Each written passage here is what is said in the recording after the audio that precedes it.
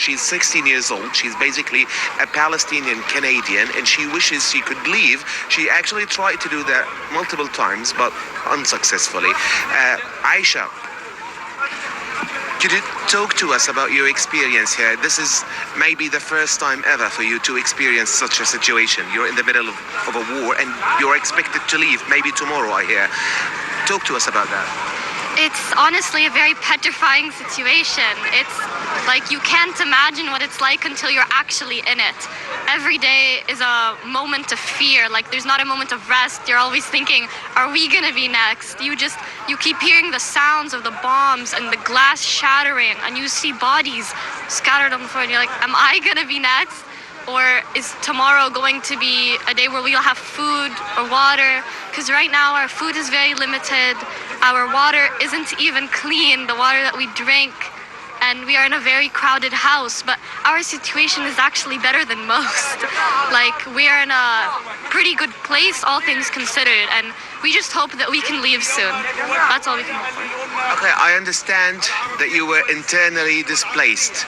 You originally come from Gaza City, but you're staying in Khan Yunis. Talk to us about that.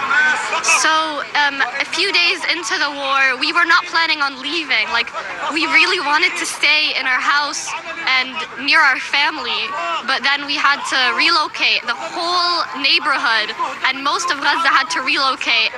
And like, we have literally dozens of families in one building apartment who are all from Gaza, all about in the same neighborhood. I think the worst part about that is that you don't know if your family and friends are okay.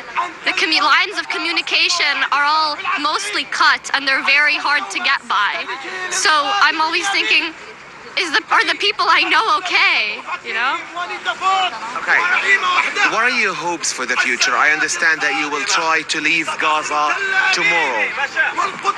Yes, we really hope that we could leave tomorrow. We have been trying to leave for weeks. There was one time where the Canadian embassy told us that we should go to the border, and we went. Hundreds of people were there, all with foreign passports, and then they called again and told us, actually, there's no chance, come again another time. The